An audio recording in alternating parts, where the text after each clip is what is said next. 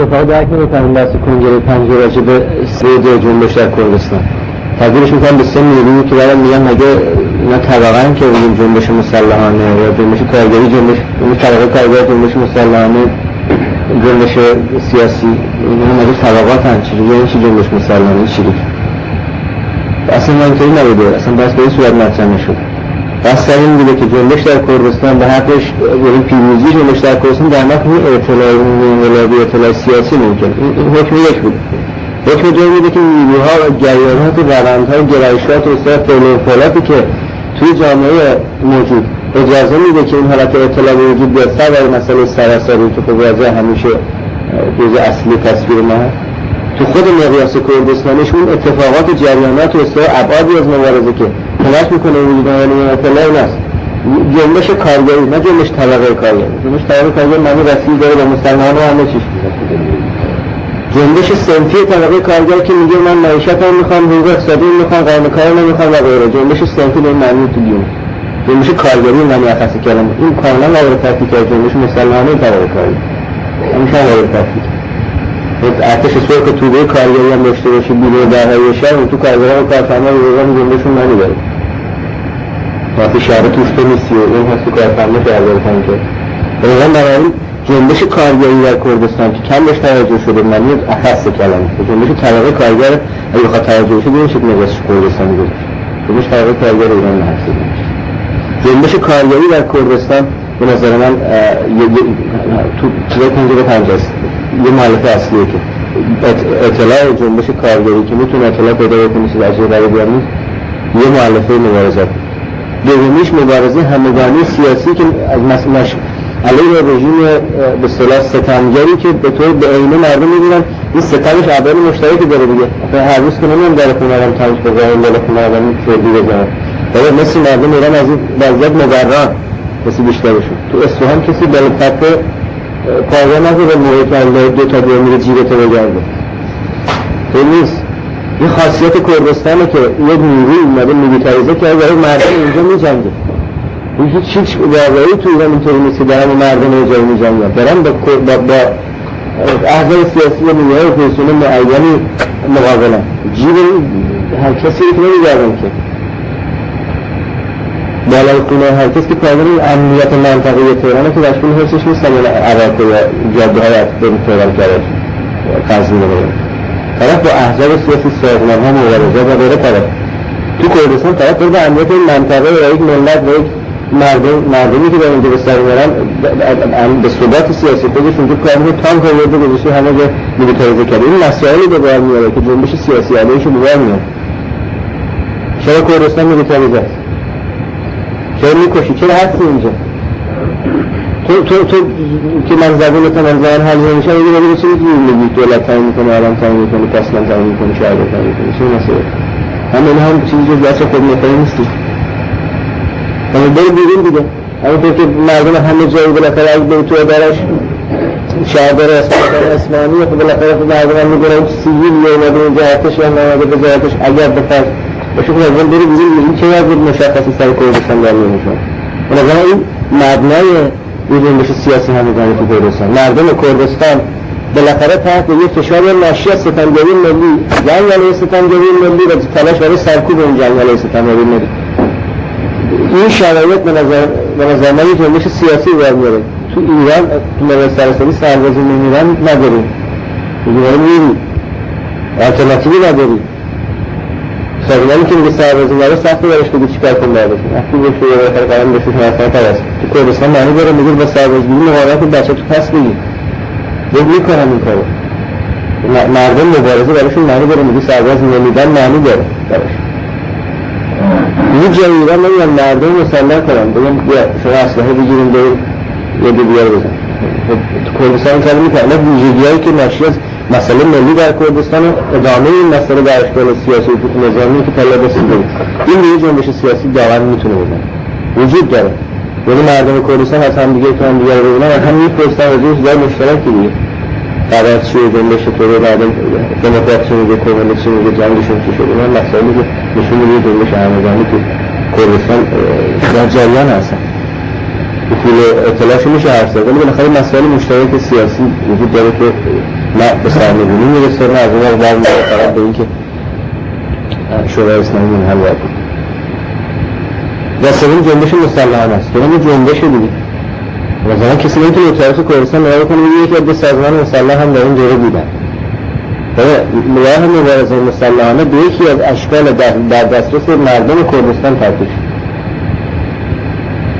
اینکه سازمانات مثلا چقدر طوله‌ای شدن، چقدر نشدن، چقدر تاکتیکای جنگیشون درست بود، چقدر واقعا مناطق که گرفتن به صورت مناطق آزاد اداره کردن، چقدر نکردن یه بحثه.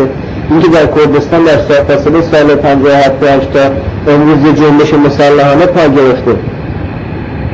این جنبش وجود داشته و جنگ‌های طولانی متعدد کرده با ارتش مرکزی که اثرش بر حیات مردم کردستان به طور عمیقی گذاشته و اینکه میشه شک کرد. جنبش مسلحانه جنبشی داره خودش که در طبقات مختلف شرکت میکنه، کما که تو جنبش سیاسی همگانی هم طبقات مختلف شرکت میکنه. باز مثال آفریقای جنوبی به نظر نمیشه دید. جنبش اتحادیه وجود داره که اون سطح جنبش بالاتره، برای که الان تکامل استبداد توی بعد واحد علیه حکومت به اصطلاح آپارتاید می‌بینی. تو کردستان رو می‌دیدی، البته بعد کارگری اقتصادیش خیلی ضعیف‌تر بودنش، جنبش سیاسی و مسلحانش خیلی نزدیک‌تر بود. ولی تو اینجا هم دفعه انسی مبارزه مسلحانه و جنبش مسلحانه در آفریقای جنوبی وجود داره که عواقبش هم روی آفریقا گذاشته، بمباران‌های کمپ‌ها و البته دولت‌ها در سر مسئله تیروتار شدن و غیره. جنبش مسلحانه یکی از طرق مقاومت مردم، جنبش مسلحانه ایران هم به کردستان هم یکی از طرق مقاومت. بنابراین این سبب میتونه به اطلاع کمک کنه، چون اطلاع به قدرت‌گیری دموکراسی و ولایت تغییر کارگر منجر بشه. بس این بوده، بس تغییرات نبود. خب اگه تئوری رو فقط بپذیرید فقط این کارگریش میمونه به نظر. این جنبش سیاسی همگانی بی‌وظیفه است. مسئله مشترکی که بخواد تغییرات اجتماعی در کردستان یا حوزه خاصی متمرکز بکنه فشار اجتماعی به وجود بیاره نداره. جنبش مسلحانه که بی‌مفهومه، میشه نیروی گارد محافظتی اردوگاه مرکزی که وقت نمیدونم چطوری ما میخوام معتقد باشیم که ما جواب میدیم وقتی بریم تو راجع بگیم برای دفاع از خود به حال پیوندی اگه وظیفه سازمان مسلح شد دفاع از خودش، این فقط برای احتیاج نرس اصلی همه داره که جنبش هم بکنه میذاره میره به تدریج این جنبش تموم میشه. و خود این یکی از اون اعدادی که حساسیت بحث فعلی نشون میده، پاسخهایی که این به اشکالی از مبارزه میده که این اشکال در حال منقرض شدن بودن. به نظر من این تئوری میگه این اشکال به رسمیت نمیشناسن، نمیبینن، جدی نیستن، از سال 58 تموم شده و غیره. این یعنی که تموم شده بی‌وظیفه بودن در مقابل فرض داشته که تمام مسئله مارکسیسم در کردستان، طبقه کارگر در کردستان اینه که امروز به چه اشکالی سنگرایی به دست می‌دهد ابعاد نه فقط میلیاردرهای گسترش. به نظر من یه دیگه اینطوریه که بنابراین از یه اطلاع سیاسی در کردستان دست می‌کشه به کار عمومی روتین کمونیستی تو طبقه کارگر و اطلاعات کارگری چیز می‌کنه که خود این یعنی کاملا دیگه چک شدن تحولات اصلی سیاسی کردستان وضعیت ایران تو این اوتوپیکه. تو ممکنه این کارو بکنه، حزب دموکرات این کارو نمی‌کنه. حزب دموکرات مسیر خودش رو در می‌بره از جهت اژیتاسیون ملی، اژیتاسیون سیاسی برای خودمختاری و مبارزه مسلح. و بعض مردم از کردستان خود در جای در مقابل این جنبشی که وجود داره در جهت خودمختاری و مبارزه مسلح میشه. حزب دموکرات گفته بیزار میزنه که این وجود نداری که خود دیگه تیار جمع میادیه اینطور چیز خیلی عملا در مقابل بیزاری قرار میگیره باید کنید که مثل مردم حق میدن به این دیگه چی وجود نداره داره بزنگیری. این بحثی رو فقط من درسته که این بی‌وظیفه میکنه ما رو در قبال این مسئله اونها مسئله ملی بیدار میکنه و این معنی مشخصی دارن توی مقطع در قبال جنبش مسلحانه و در قبال جنبش سیاسی همگانی در کردستان روز ما رو بی‌وظیفه میکنه. این معنی جز دست کشیدن از این ابعاد نداره، عملا مستقل از نیات رادیکال انقلابی کسی که به اصطلاح تغییر میده نمیشه بعد دیگه با قول و قرار متعهد بودن و والله به خدا میخوام موضوع مسلحانه پا بگیره اینا که نشون جنبش باید زمینه مادی داشته باشه، بعد نشون بده بهش که برای خواست معنی تلاش میکنه. من این خلاصه اصلا این بود که نظر تئوریک این بحث خودش قابل بحث و از نکاتش و بسیار در مجموع نظر من یه استنتاج ایدئالیستی از خود مباحث کنگره 5 تو حالت که در رفیق وحید ارائه میده، حالت که رفیق جلال ارائه میده یه خورده به نظرات شریک اقلیت نزدیک میشه، حالت که طاهر ارائه میده یه دیگه میشه.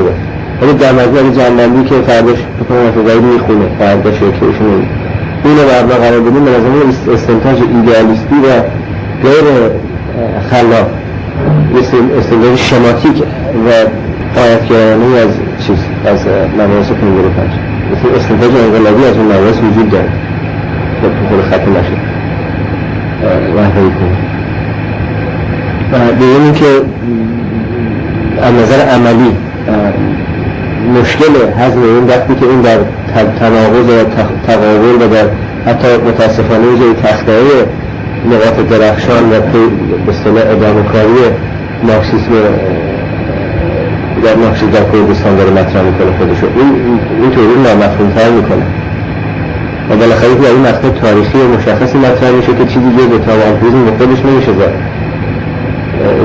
آمپریزمی که جواب نداره، اگه چیزی به اسم آمپریزم قبلا دیگر آمپریزم میده که جواب پیدا کرده، این اتهام آمپریزمی که جواب پیدا نمیکنه، بنابراین صورت مسئله خط میزنه. تو این شکلش هم به نظر حساسیته. مثل با تمام ایران هم میگم یه چنین گرایشی کمتر تو کردستان در من موزل تا گرایش ناسیونالیست. من خواهی نبگم هست. شکر میکنم نوع دفاعی که ما از حزب کنگره 5 از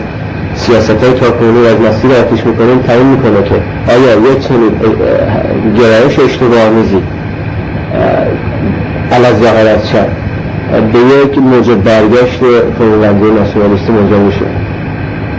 این واسش برای بیشتر مهمه تا خود اینکه این گرایش به چه چیزی منجر میشه، برای اینکه روشنه جوابایی که به فهمیدن روشنه و کنگره 5 هم نظرم یک جهتای اصولی میشه برای که بریم روش کار کنیم. ولی اینکه حالا همه تشکیلات بسیج میشه پشت جواب این گرایش بوده، این جواب چه جوری میده برای ماهایی که معتقدیم که یکی از گرایشات سختجان و به اصطلاح مداوم دستوری چرمی در کردستان مثلا ناسیونالیسم، چرا که معتقدیم مسئله ملی واقعیت اینجا. برای ما که به این معتقدیم وقت بفهمیم که در این رابطه حتما تقویت میشه فرمولاسیون‌های ناسیونالیستی از مسئله. توی جمله میگیم مسئله ملی محوریه، تو جمله بعدش میگیم مثلا جنبش مسئله ملی، تو جمله بعدش دیگه چی باقی نمیشه راجع به کارگرا بگیم. راجع به مثلا ریشه ها و ابعاد طبقاتی این جنبش که مارکسیسم دستاورد مارکسیسم. میخوام بگم این دیگر نه فقط در اصطلاح خودش در اون بخش اثباتی خودش که جایی که مطرح شده دست و بال طبقه کارگر می‌بنده که در کردستان اشکال سیاسی و نظامی مبارزه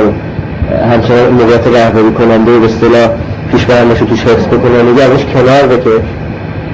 وقتی خودش اثبات هم میگیره در نفی خودش به نظر من اجازه میده که فدراسیون نمی‌بیاد. یعنی میخوام بگم مارکسیسم اگه حواسش نباشه، مارکسیسم انقلابی حواسش نباشه، تو این پولمیک از هر دو طرف ضرر میکنه. درست مثل اینه که یه چاشنی ناسیونالیسم که منتشر کرده باشه،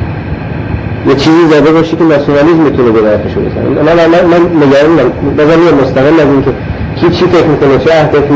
چه نیت سیاسی انقلابی تعریف میکنه، شدن یه همچی ایدهی تو اینجا برای کسایی که از اون میخوان جنبش مسلماً زنده نگه دارن، عده‌ای گسترشش بدن، جنبش سیاسی رو دارن بزنن، ناگزیرشون میکنن. ناگزیرشون هم نکنه مسامحتا الان اینطوری هستن. وقتی یکی این سری زیر میگیره میکشه، الان میگیره این سرشون میکشه دیگه. نتیجه این پولمیک من ازش نگرانم و هم تو همین فرمولنده پاسخی هم ابعادی از مسئله هست. اونجایی که مثلا جنبش ملی که جزء مسئله ستمگری میشه، جزء ارگانیک سرمایه‌داری ایران یا پس اونجایی که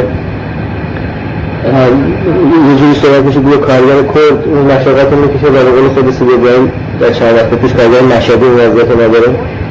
وقتی که زیادی اینو بگم و تو اینو بگی، وقتی که نگاه میکنی اینو تو داری میگی دیگه و سماع گذاشته تو داری اینو میگی،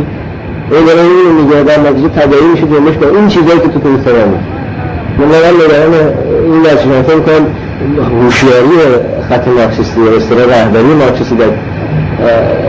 کردستان الان باید متوجه باشه که این پولمیک رو در جای معین خودش قرار بده و به مسیری که تو کنگره 5 خودش گذاشته ادامه دارم. مثلا کارکنان همونطور شده. مثلا میخوام فقط بگم که این پولمیک کانال بستر اصلی پیشرفت ذهنی ما در کردستان نیست. این پولمیک جواب یکی از استنتاجاست که به نظر من گرایشات کارگری تاکنونی حزب رو تطبیق میکنه با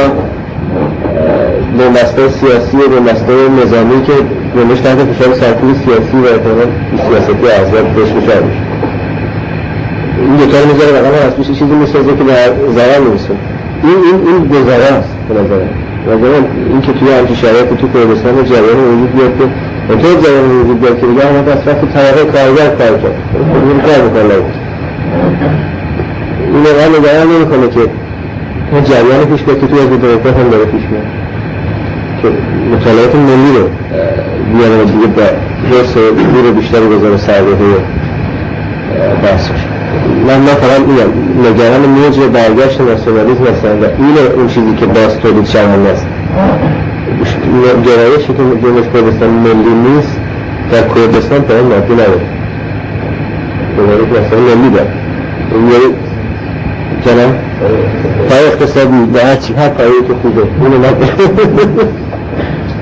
ولی این یکی واقعیه. یعنی ناسیونالیسم یه ذره جلوش حالا من در پاسخگویی به جریان چپ آکادمیک، چپ ایدئالیست، رادیکالیسم ایتالیایی اگه بخواد ما یه ذره عوض کنیم به نظر به خیلی در ناسیونالیستی میخوریم 100 برابر ازش میکنیم که انتقادی نمیتونست این مثلا کاملا وجود بیاد. من نگرانم.